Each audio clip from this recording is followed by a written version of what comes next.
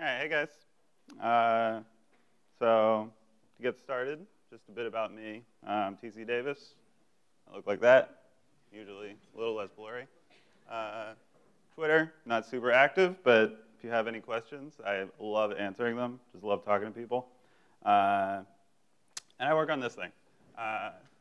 Snack, hopefully you've come across it at some point, but it's kind of like a JS fiddle or code sandbox for React Native.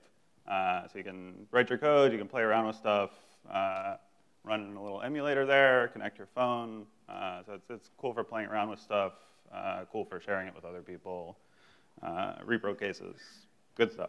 And through working on that, I get to see a lot of new people coming into the ecosystem, and just kind of kicking the tires on it, and just think a lot about what is it that gets them over that hurdle, that gets them committing to the ecosystem and actually building on it, and that's sort of what I want to talk about today. So how does React Native go from being this kind of insurgency we're working on right now to like the standard way that people are building their mobile applications? Hopefully, since you're here, you're already sold on a lot of the benefits we have. But if not, I bet you will be by the end of tomorrow. And so I want to talk about how like every person in this room, even if you're just starting, can contribute to making this happen. But first, just how do platforms succeed generally? Not React Native specifically, but just like how does something go from being this new, really cool technology to the thing that everybody uses? And I think we usually sort of think about well, people are just picking the best technology. It's whatever solves the use cases they have better than anything else. And that's sort of true. But what does best actually mean? It's not just about performance. I think about these things. It doesn't matter what it does if they don't know how to get there. It doesn't matter what it does if you're the only person who can actually use the thing. And it doesn't matter what it does if you can't get your team to buy into it. So just as an example, I want to talk about this thing. Hugely successful. And a lot of really cool technologies have been built on top of it.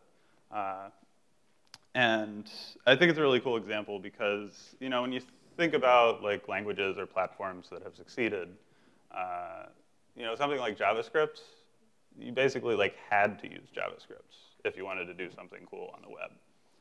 But Java didn't have that. There's not any new superpowers that you couldn't already do in C. But it still won. It still got all these things to buy into it. So how'd they get there? I think they had some really good ideas. Write once, run anywhere. Great stuff. Memory management was super annoying at best, and really error-prone and buggy in reality.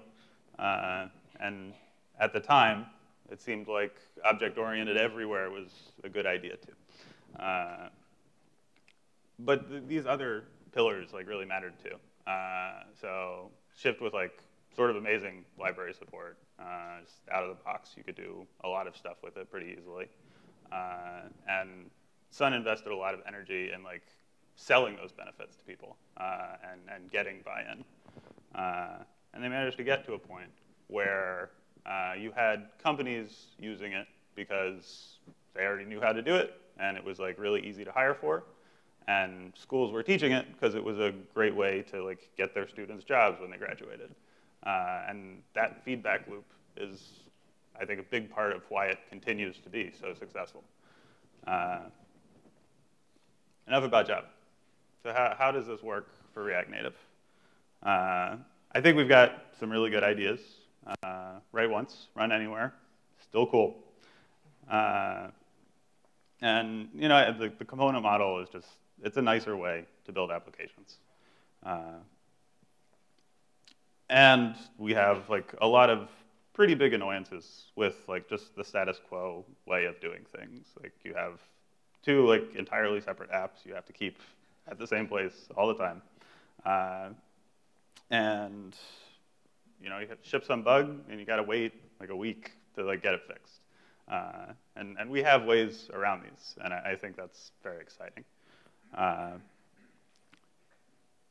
Library support, we're getting there, but we're still young. There's still a lot of things that we need to figure out, and I think we have a lot of really smart people working on those problems. Marketing-wise, I think, at least within the JavaScript community, we're doing a really good job getting awareness. Like, people know that this thing exists. Where I'm not sure we're like at the level we need to be is like, is it actually production ready? They know it's there, but maybe they're a little afraid of like, okay, I'm actually going to commit to this thing. But as we make progress, and as you guys tell everybody about how awesome it is, we will get there. So good marketing, I'm going to spend a while talking about this, but like basically I think when somebody comes into the ecosystem, they go through like a bunch of different steps. And as they do, like as they advance through each of those steps, they're more sold on the ecosystem. And they will talk to other people, which will get them more sold on the ecosystem. And that feedback loop is, I think, a big part of what actually drives platform success. So awareness, like these people are not, like they're not super bought into or invested in deeply understanding what the benefits of the technology are. They're at a meetup, they're like reading some blog post, and they take in what they hear, and that will like sort of inform when maybe down the line they have some problem, like, oh, maybe I should check this thing out. But they're not going to like put a bunch of energy in yet into deeply assessing what the technology is. So the things they say and the things that you say when you run into them anywhere or like put something out on social media or whatever helps shape how they think about it and how they talk to other people about it. So when you are out there, like if you are sold on this technology, help advocate for it. Talk to your friends, post things on social media, go to events, and tell people about like what it does, what you're using it for, and how it could help them. If we do a good job there, somebody's actually going to come in and play around with the thing. And they're a little more bought in at this point, and they're going to put a little energy into understanding what it does. And for me, this is like it's like a Saturday morning activity. I've got something on the television, and I'm just gonna like I'll read a couple things. Maybe I'll fire up a terminal and like play around with something small just to get a feel for how it works, what it does. And this is like a really critical time for us. We've gotten somebody excited enough about what it is. But if they don't get past like that afternoon when they're like not super bought in, they might not come away with a good impression of what it is that we can do. I think like probably the number one thing that you can do to help with this is like hackathons. I think they're a really great opportunity for allowing someone to like play around with the tech, and you can help guide them through it and like get past those like small hurdles they might not get over otherwise. And it's just like it's the best way to do a hackathon.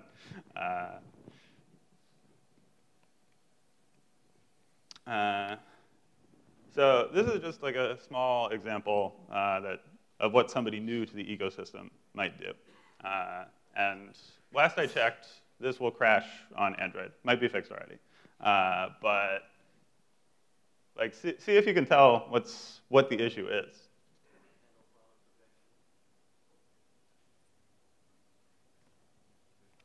Is that guy? So this looks super reasonable. I've got that thing. I set it to nothing.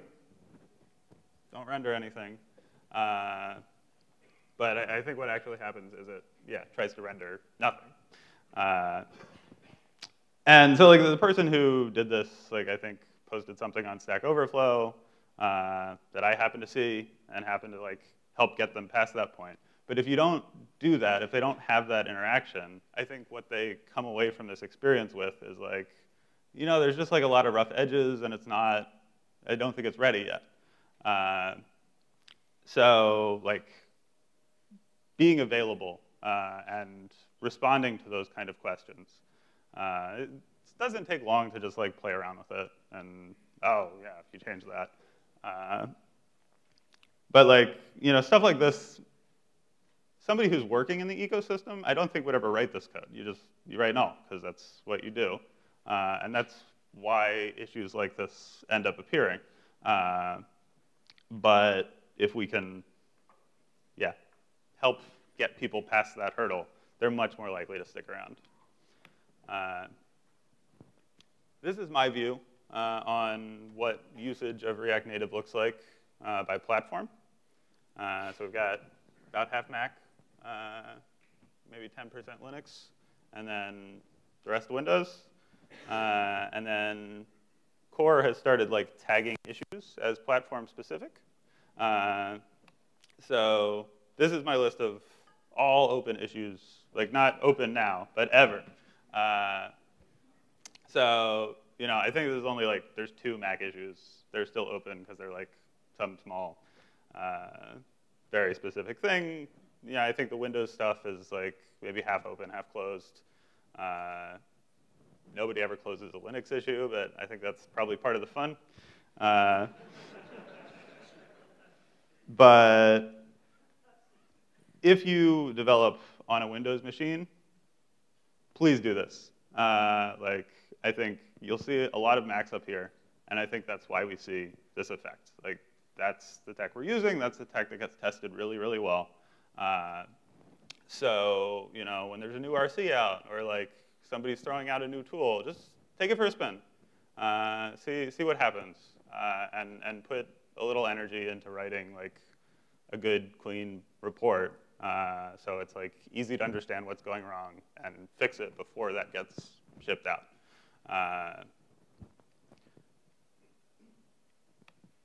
So if we got past that point, we're now at the moment of truth. I have a project, it's ready to go, and I'm figuring out how to actually build the thing. And I don't know everything about the ecosystem yet unless I've gone through this process before. And depending on where I'm coming from, there's just a lot to figure out. I think, if you are coming from a React for Web background, you've already gotten past a lot of these things. You already understand them, and it's just the React Native specificities that you have to grapple with. But if you're coming in fresh, like it's a lot to understand. I think this problem is like, it is pretty gnarly. The best solution I have is to just have everybody share the stuff they're working on and just allow someone new coming into the ecosystem to see how professional people who know how the tech works and know how to like make it do what they want in a performant way and to play around with that themselves is the best way to get past these issues. I think there's a lot of objections to that kind of approach. This is one. So I think a lot of times we think, oh, I'm working on this like cool new thing, and it's very exciting, and it is. But like a lot of that stuff is just like, you're wiring together APIs in a way that like is translatable across projects. And like, if a new person has to like figure out how to like get some interaction working, that's a lot harder than just being able to like look at 10 different people who like did more or less the same thing. And like, yeah, you're copying and pasting code, but like it's a good way to learn. The next one is, I don't have time to deal with this, which, very fair. It's a lot of work to support an open source project, but like, if you're just making an example, you don't have to support the thing. You made it. Here, look at it. If you don't like it, fine. And the last one is, I didn't write very good code. Why is this useful to anyone? It's all awful. And I think somebody who knows what they're doing, like, it is a lot better than you think it is. All of these like conventions that you just sort of like learn and know are embedded in what you type. And being able to see them and like being able to see a functional example is super valuable.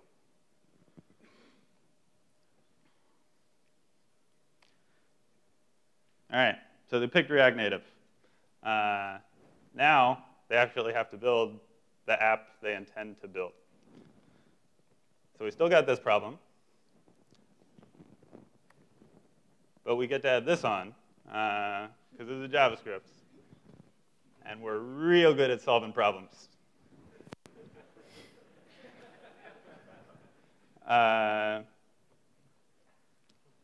You know, I think it's pretty easy to get overwhelmed with the choices that are in front of people.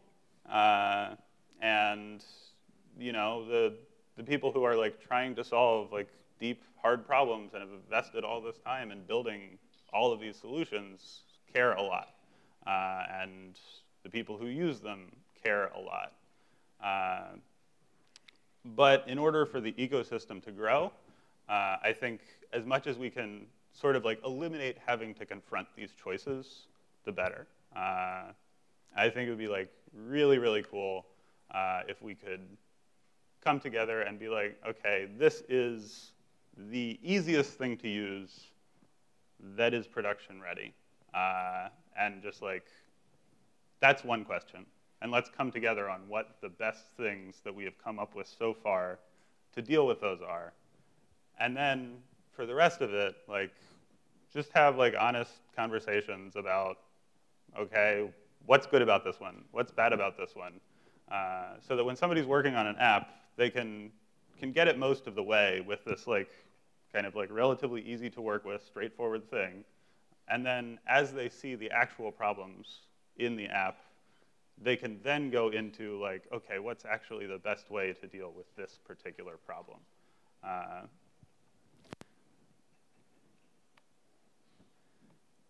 There's a lot more stuff to care about at this point. But fortunately, you picked React Native, so you've got a lot of time on your hands. Sweat the small stuff. Really take the time to polish your experience, because how well it performs will very much informs people's understanding of what the technology is capable of. So every incremental bit of like small little improvement you can get in there does really matter.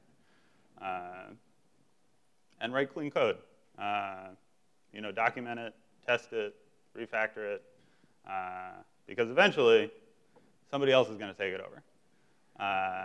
And that person has to be just as happy with the technology choice you made as you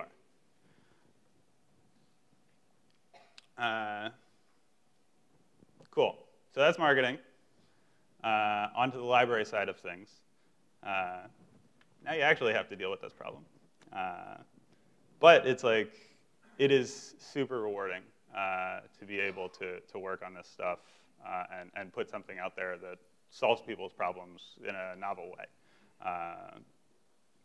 You know, I think Airbnb has put a lot of great stuff out there, and I'm sure that like people would appreciate if anyone could step up and like help make sure those things continue to be as important a part of the ecosystem as they have been.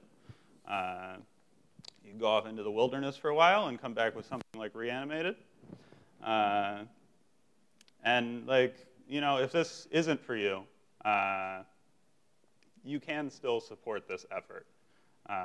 You know, even just like expressing gratitude to the people who work on this stuff, like makes them want to work on it more. filing good bug reports, like helping them triage issues. And if somebody is like reporting a problem but hasn't given a repro case, like help ask for one. Help drive somebody towards something that will be easy to fix. Documentation is also another great way to contribute to this effort. But if you do want to do it yourself, I think